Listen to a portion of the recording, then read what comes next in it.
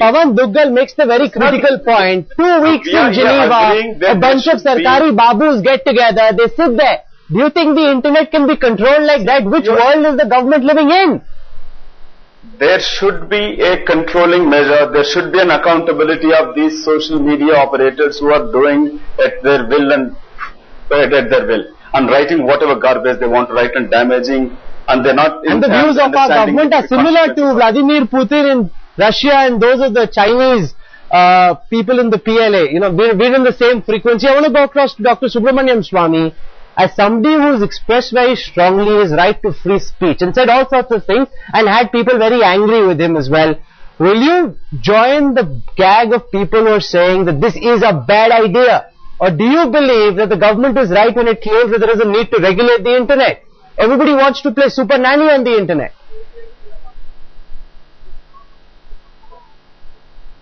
Well, it's if there's a disease, it's a question of choosing the appropriate medicine. This is the most stupid thing I've ever heard, because it violates the International Covenant on Civil and Political Rights, which the Indian Parliament has ratified, and therefore I can't see how this can have any legislative significance for us. Secondly, even if they were to do it, they'll have the Parliament to pass it. They're going to have a hard time getting it past Rajya Sabha, at least I know. So, consequently, why are they doing this? And they should learn from Mrs. Gandhi, who said after the emergency and losing an election that my biggest mistake was censorship of the press, because I didn't know what was going on.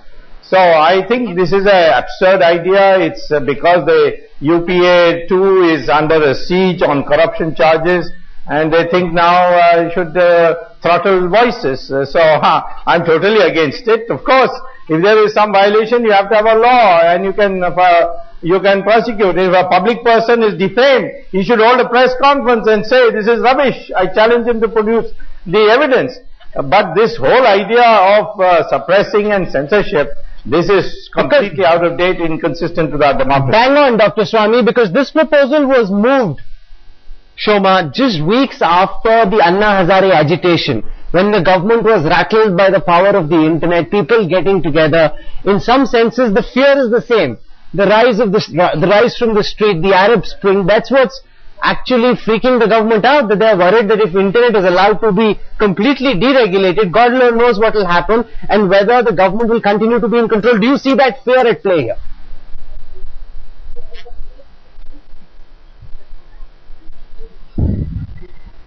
You know, I wouldn't come to assumptions, because by and large one prefers to go with the fact.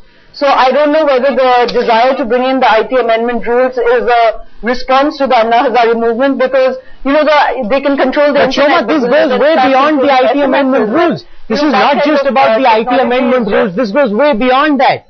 The fact that the government now wants to get together with all the governments of the world and take over the internet. What are the risks, Sanjeev, that would be posed if this were to happen? Well, I think the genie's out of the bottle. Okay, you can't put it back. I think this is the age of 100-nation news channels. This is the age of the internet is a global medium. If I can't upload from India, I'll upload from the US. If I can't upload from the US, I'll upload elsewhere. You can't stop it. Okay, even the most draconian authoritarian regimes in the Middle East could not stop it. In China, they can't stop it. Okay, in Iran, they could not stop it. So I think you can't do it. As simple as that. Because you will end up getting crucified. You will end up getting crucified. You can't do it. This comes from someone who spends his life online. Are we going Madhu Gaud Yashki with our eyes shut into a abyss where we know we can't emerge? The government has no clue what it's talking about. That's the point that Pavan Duggal made as well. Why can't it be done? Why didn't he explain that? Because China has spent billions of dollars trying to do it, but they haven't been able to do it. The government of India thinks they can get away with it. The government of India has to realize that when it talks of its own legislation, its legislation is 10 steps behind the current technology. If your own national legislation is not in place, and you've taken 8 years to amend your own legislation the first time over, how are you thinking of controlling the global internet at a time when Stuxnet virus is one of the biggest challenges? Do you want to wait for this 2-week resort or kind of a cooling period on Geneva to find out what kind of solutions can be towards Stuxnet? By the time this happens, the entire internet would have been completely swamped with all kinds of unnecessary interventions and incidents. So I think clearly it's an unworkable scenario. Today, yes, It's not, I'm not trying to say that the existing scenario is equally good. Well, the ICANN, the Internet Corporation for Assigned Names and Numbers, has its government advisory committee. How the government intends to do this? You're saying it will turn out to be a retreat for our babus and go to Geneva for 2 weeks at our expense. My expense, mind you, Madhu, and yours as well, but then you're part of the government, so that's okay for you. But the fact is that these babus will sit together in Geneva and try and deal with problems which are changing on a minute-by-minute basis. 2 weeks in the year, they'll get together and try and govern the internet. Let me quickly, I'm not part of the government, I'm a part of the ruling party, Congress party. Quickly, I want to give another example. There is a website in somewhere in Siberia, gives a story that former Chief Minister of Andhra Pradesh died in a helicopter crash. They published a story, this Ambani brothers are behind conspiracy killing behind this accident, and this is shown by Sakshi TV. There was a riots in the state of Andhra Pradesh. They have ransacked the shops and they have ransacked the fact, and the big riots took place. How do you control this? How do you explain this? What the government, and you're reading too much into it and saying that we are completely government want to control on internet. We understand the technology and the difficulties of controlling. We are not saying completely control it.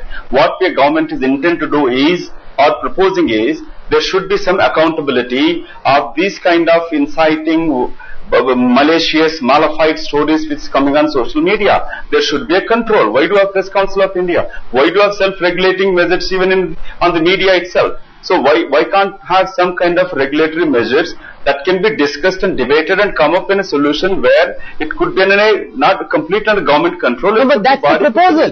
What you are saying is different from the proposal that's been backed by India, which is before the United Nations, which will be taken up in just about 72 hours from now. That is for 50 nations to come together and control the internet. That's the proposal that's been moved, but you've raised a very serious question. And I want to put that to Dr. Subramanian Swamy. Believing in a freedom of speech, there should be a controlling. A government which removes cartoons from political textbooks, a government which wants to censor what's on social media, shouldn't be talking much about freedom of speech. As Shoma says, it's a soft emergency. Please, it is not just the government, even the leader of opposition cutting across political parties, including left parties, have decried of those cartoons. You're not explaining what kind of cartoons and what kind of message it is sent. Okay, Dr. Subramanian Swamy, one of the interesting things is when this proposal was formally submitted before the United Nations. Rahul, may I come in on this? Yes, Shoma.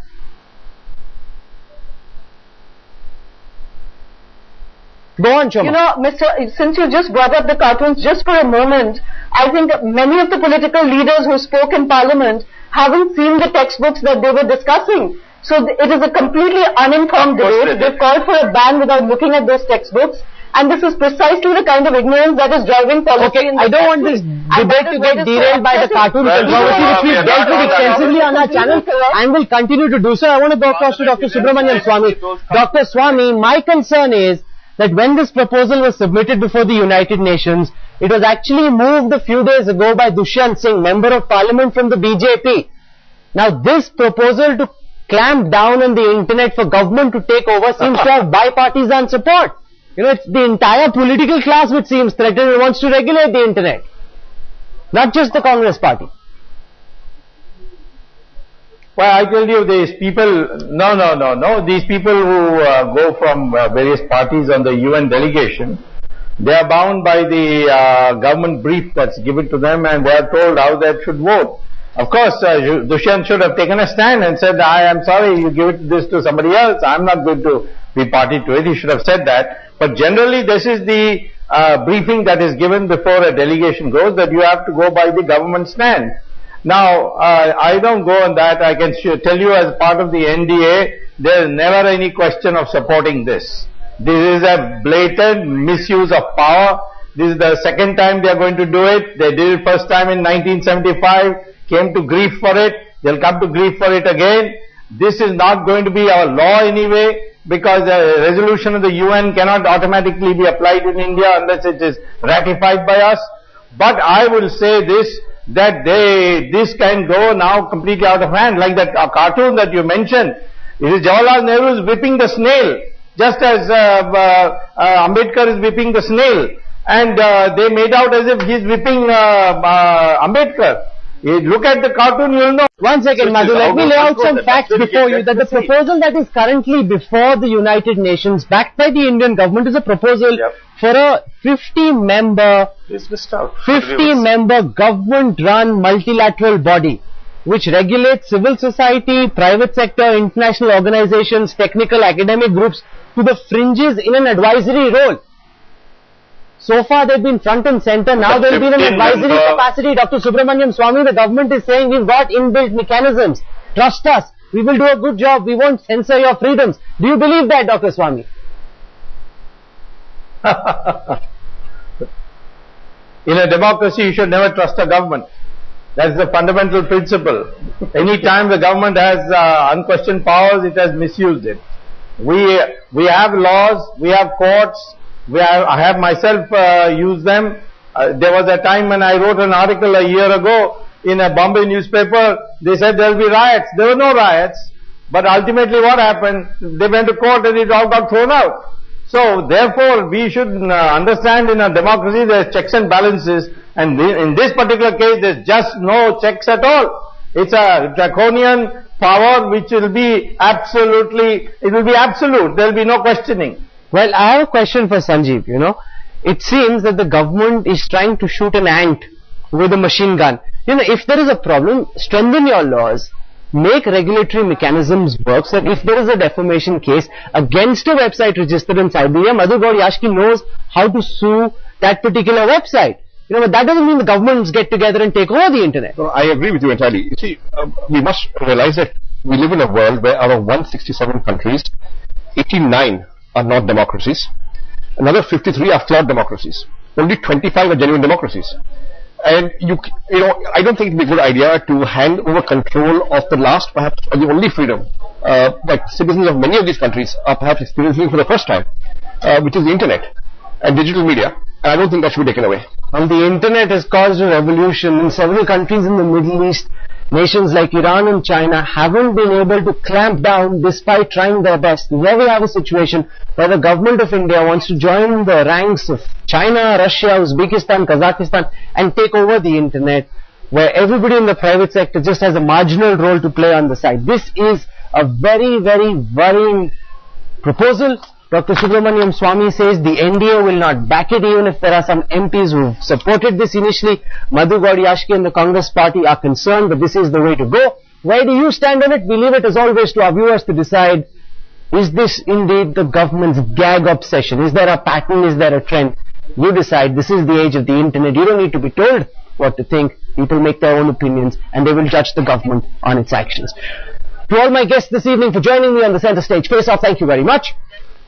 News and updates continue when we return on the other side of a very quick break. Stay with us, we're back in a moment. At their will and writing whatever garbage they want to write and damaging, and they're not. And the views of our government are similar to Vladimir Putin in Russia and those of the Chinese people in the PLA. We're in the same frequency. I want to go across to Dr. Subramanian Swamy. As somebody who's expressed very strongly his right to free speech and said all sorts of things and had people very angry with him as well, will you join the gag of people who are saying that this is a bad idea? Or do you believe that the government is right when it claims that there is a need to regulate the internet? Everybody wants to play super nanny on the internet. Pawan Duggal makes the very critical point. 2 weeks in Geneva, a bunch of Sarkari Babus get together, they sit there. Do you think the internet can be controlled like that? Which world is the government living in? There should be a controlling measure. There should be an accountability of these social media operators who are doing. Well, it's if there's a disease, it's a question of choosing the appropriate medicine. This is the most stupid thing I've ever heard, because it violates the International Covenant on Civil and Political Rights, which the Indian Parliament has ratified, and therefore I can't see how this can have any legislative significance for us. Secondly, even if they were to do it, they'll have the Parliament to pass it. They are going to have a hard time getting it past Rajya Sabha, at least I know. So